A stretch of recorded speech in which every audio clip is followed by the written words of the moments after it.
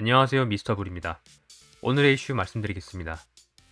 대선에서 윤석열 후보가 당선이 되면서 사람들은 윤석열 후보의 공약에 관심을 가지게 되었습니다. 주식 투자에 관심이 많은 분들은 당연히 주식과 관련된 공약에 눈길이 가기 마련인데, 그 중에서 화두는 다름 아닌 탈원전 백지화였습니다. 그런 고로 탈원전을 강하게 밀어붙였던 문재인 정부의 임기 동안에 공교롭게도 이것저것 맞물려서 주가가 폭락한 한국전력 주식에 관심이 집중되었습니다. 근데 이상하게도 한국전력 주식은 생각만큼 강하게 반등하지 않습니다. 탈원전 하기 전에 5만원대로 주가가 회복하는 게 맞지 않나? 하는 생각이 드실 텐데, 그렇다면 대체 왜 한전 주가는 과거 수준으로 회복하지 않는 걸까요?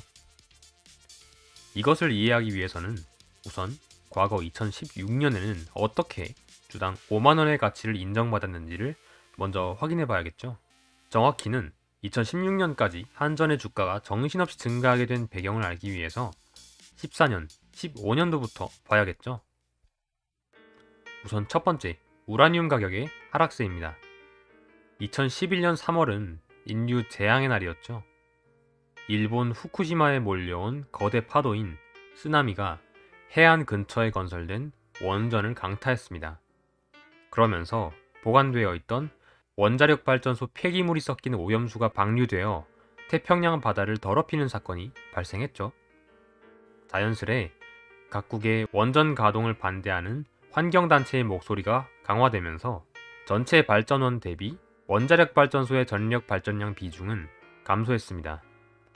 결과적으로 우라늄의 수요가 줄어 원자력 발전소의 전력 생산 단가가 저렴해지게 되었고, 원전을 손에서 놓지 않은 과거 이명박, 박근혜 정부에 걸쳐 한전은 원자력 발전에서 큰 영업이익을 취할 수 있었습니다.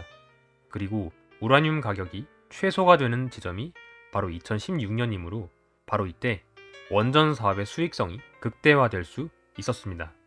두 번째로 모두가 알고 계시는 2014년 셰일 혁명입니다.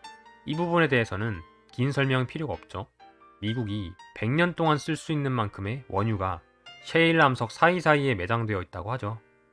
배럴당 생산 원가가 $50이기 때문에 당시 배럴당 $100를 하던 유가가 $30 선으로 내려앉았고요. 이에 따라 각종 원자재도 크게 하락하면서 한전의 석탄 화력 발전소 발전 단가가 낮아졌죠. 마지막으로 당시 기준금리가 1.25%까지 떨어지면서 거시경제도 확장 국면에 있어서 전력 수요가 크게 높아지는 때였습니다.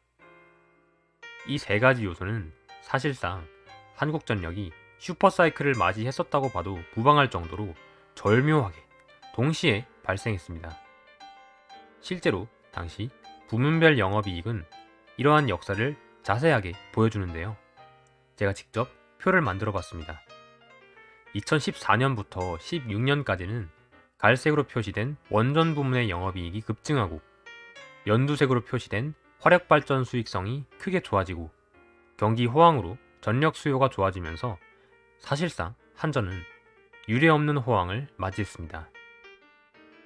2017년에는 정책적인 영향과 더불어 20%가량 줄고 우라늄 가격도 다시 반등하면서 원전 부문의 수익성이 악화되었습니다.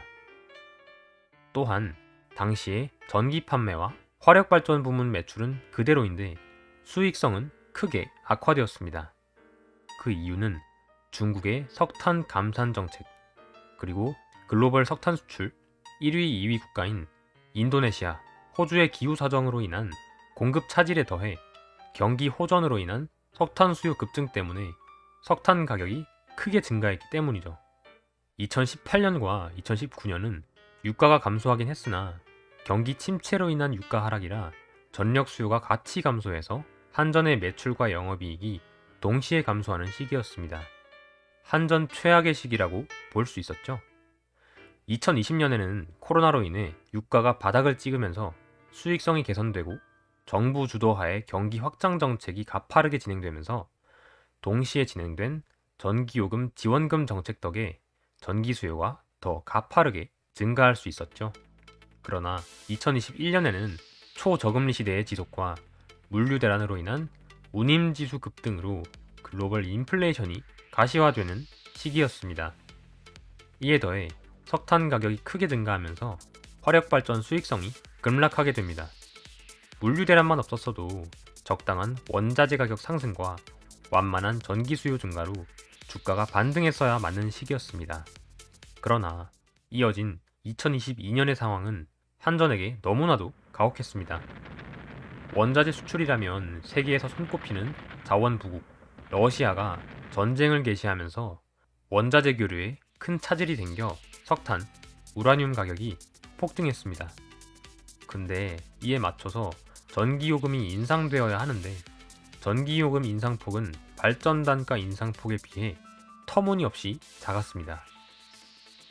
금리가 증가하고 경기의 피크를 대비하고 있는 시기임에도 불구하고 한전의 수익성은 최악으로 치닫으며 작년 2021년 5조 8천억 원 규모의 대규모 적자를 기록한 것뿐만 아니라 2022년에는 약 20조 규모의 영업 손실을 기록할 것으로 예상되고 있습니다. 여기에서 그치지 않고 이때까지 안 올리고 있던 전기요금을 두고 갑자기 문재인 정부가 임기 말에 전기요금을 킬로와트시당 6.9원이나 높인다고 발표를 했지만 윤석열 대통령 당선인은 이번 4월달 전기요금 인상은 없다라고 선언하면서 탈원전 정책으로 평균 전력 생산 단가를 낮춘다는 대안을 제시하고 있습니다. 종합적으로 보면 사실상 한전의 수익성이 좋아지려야 좋아질 수가 없죠. 네, 과연 한전이 과거처럼 5만원의 주가를 달성할 수 있을 것이냐 하는 궁금증을 가지고 계신 분들이 많을 텐데요. 이에 대해서 답변 드리겠습니다. 과거와 같은 주가 랠리를 위해서는 다음과 같은 세 박자가 잘 맞아떨어져야 합니다. 첫 번째, 주요 매출원인 원자력 발전 부문의 매출 회복과 수익성 회복. 두 번째, 화력 발전 수익성 개선을 위한 원자재 가격의 진정세. 마지막 세 번째, 경기 확장 국면에 진입하는 과정에서 동반하는 전기 수요 증가세. 이 세 가지가 동시에 일어나야 한전 주가 5만원의 꿈이 이루어집니다. 그러나 지금은 첫 번째로 우라늄 가격이 증가하고 있고, 두 번째로 원유와 석탄 등의 화력 발전에 쓰이는 원자재 가격이 불안정하고 결정타로 통화당국이 긴축을 준비하고 있다는 점에서 과거 2016년의 주가는 굉장히 요원해 보이는 상황입니다. 이것이 바로 최근 전기요금 상승 이슈에도 불구하고 한전 주가가 지지부진한 이유라고 볼 수 있겠습니다. 제가 이때까지 계속 한전 전망을 아쉽게 바라보았는데요.